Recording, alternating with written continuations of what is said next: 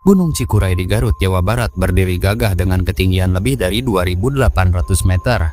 Jalur pendakiannya terkenal menantang, namun pemandangannya begitu indah. Tapi di balik keindahan itu, gunung ini menyimpan kisah mistis yang sampai sekarang masih menjadi misteri. Salah satu yang paling dikenal adalah tragedi hilangnya seorang pendaki bernama Reni pada tahun 2009. Reni Komalasari adalah seorang pendaki berusia 18 tahun. Di penghujung tahun 2009 silam, bersama 12 orang temannya dia berangkat dari Tangerang untuk melakukan pendakian Gunung Cikuray Garut melalui jalur pemancar. Perjalanan awal berjalan dengan normal. Mereka pun sempat bermalam di pos 3. Lalu di keesokan harinya melanjutkan perjalanan menuju puncak. Namun saat turun, sesuatu yang aneh terjadi.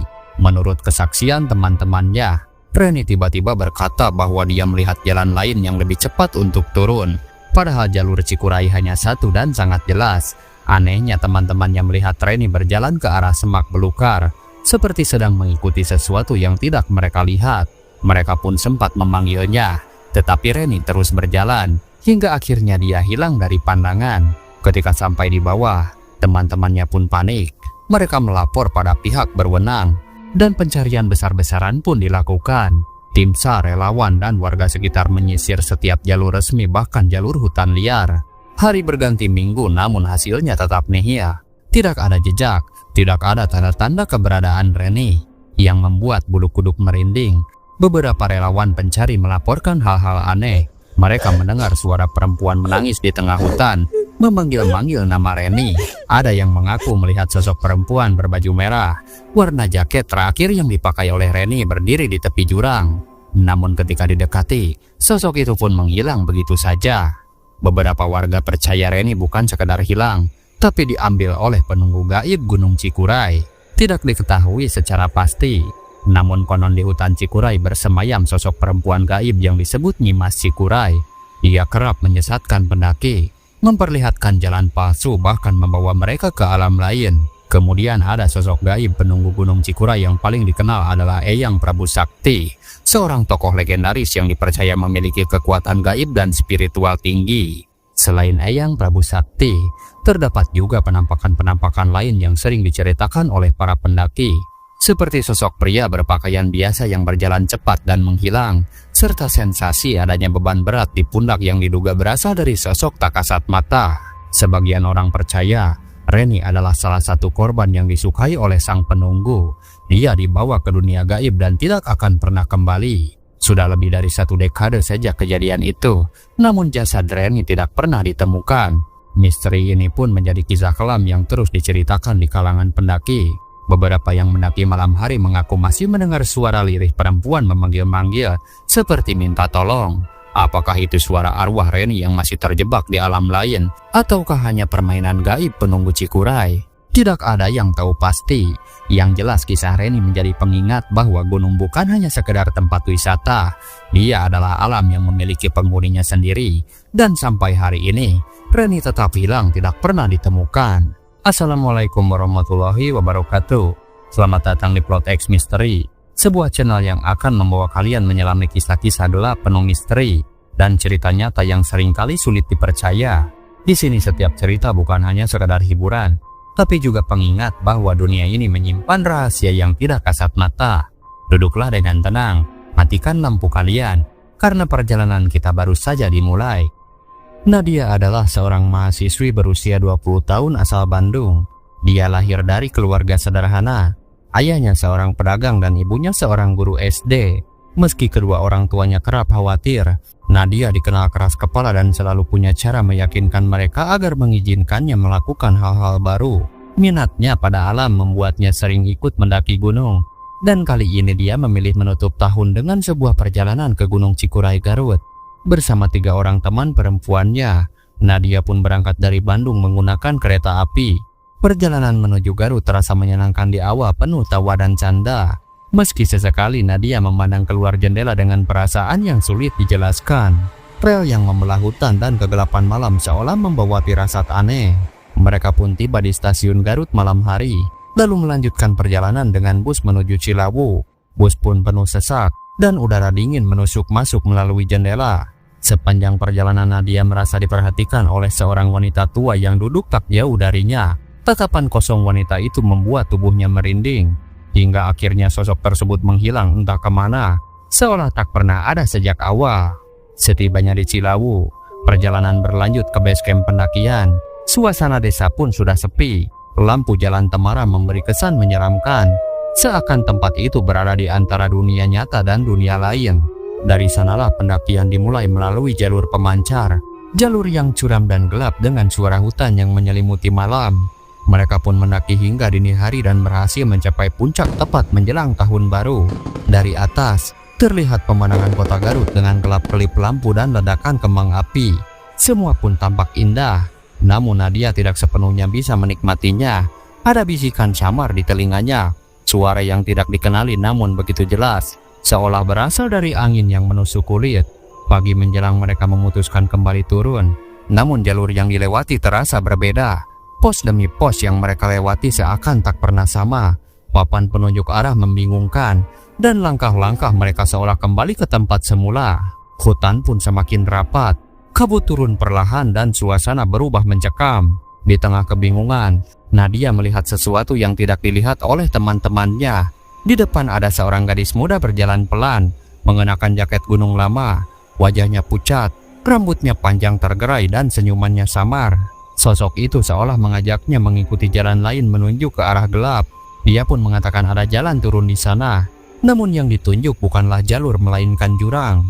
Tubuh Nadia pun terpaku, pikirannya kabur, dan hanya perasaan dingin menusuk yang membungkus tubuhnya. Dalam sekejap, sosok itu pun menghilang meninggalkan hutan yang semakin sunyi. Perjalanan pulang berubah menjadi mimpi buruk. Mereka pun tersesat dari pos satu ke pos lain tanpa ujung, serta mendengar langkah-langkah tambahan di sekitar mereka, seakan ada yang mengikuti. Di tengah rasa lelah dan ketakutan, Nadia pun menyadari satu hal, Gunung Cikuray menyimpan jiwa-jiwa yang tidak pernah kembali, dan dia merasa salah satunya sedang menunggunya untuk tinggal bersama di sana selamanya. Matahari yang tadinya mulai meredup akhirnya benar-benar tenggelam.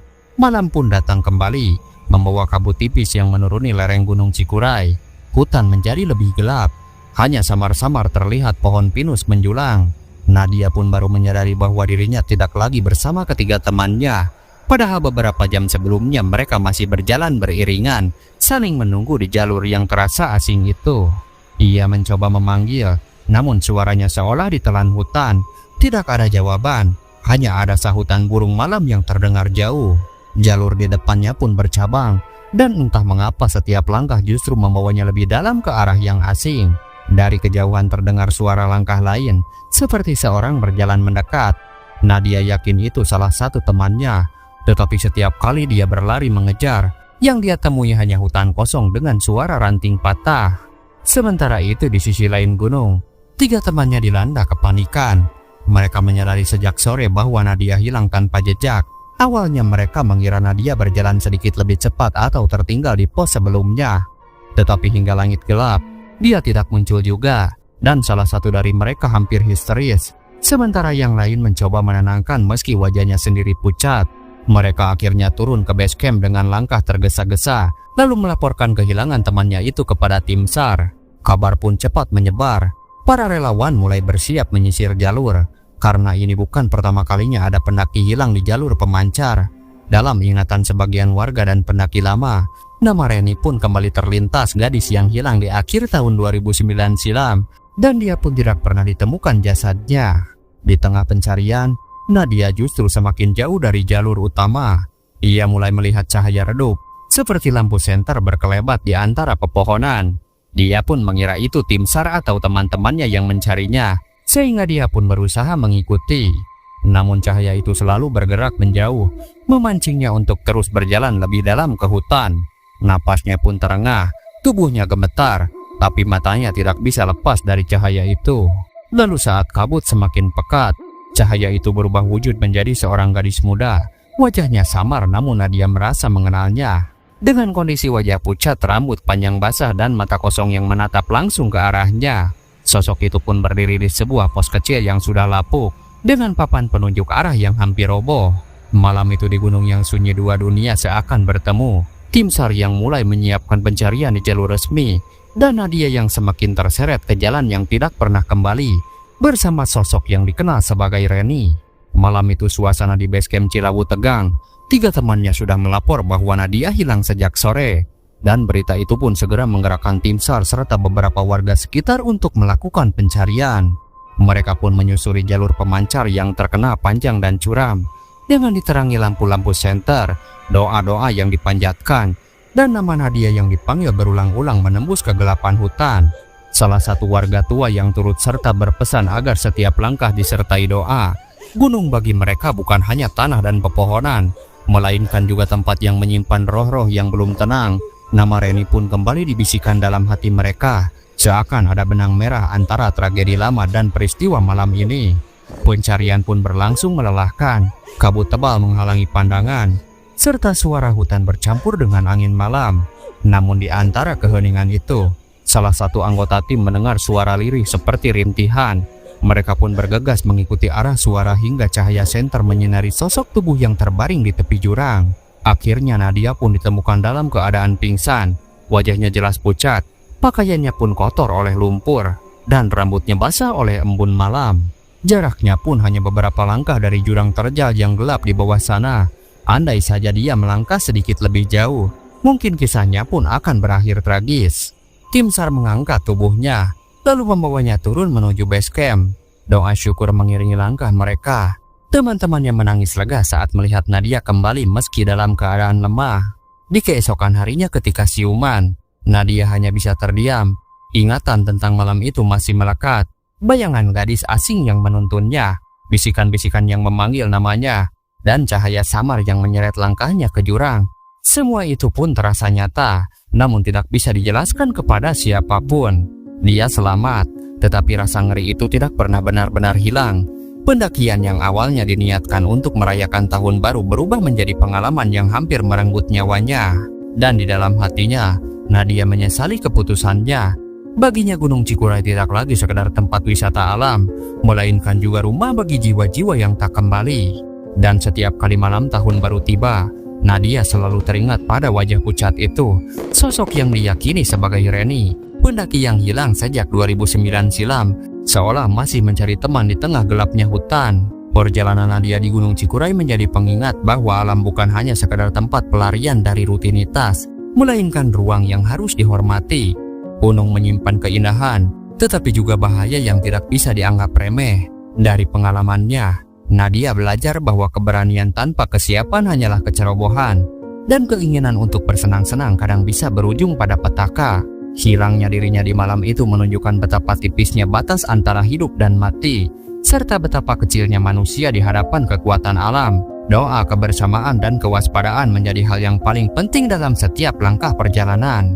Meski akhirnya Nadia selamat, dia pun menyesali kecerobohannya. Sejak saat itu dia berjanji pada dirinya sendiri untuk lebih bijak dalam memilih jalan, baik di alam maupun dalam hidup. Dia percaya pengalaman itu bukan hanya teguran, melainkan juga peringatan bahwa ada hal-hal gaib yang tidak bisa dijelaskan, serta bahwa setiap jejak yang ditinggalkan manusia di gunung akan selalu beriringan dengan jejak arwah yang belum pulang. Dan malam tahun baru di Cikuray akan selalu menjadi kenangan yang tak pernah bisa dia hapus. Sebuah malam yang mengubah dirinya, sekaligus mengingatkan siapapun yang mendaki bahwa gunung harus dihormati bukan ditantang. Terima kasih sudah mendengarkan kisah malam ini. Sampai jumpa di kisah berikutnya. Tetap waspada, tetap rendah hati, dan jangan pernah meremehkan bisikan di balik gelapnya malam.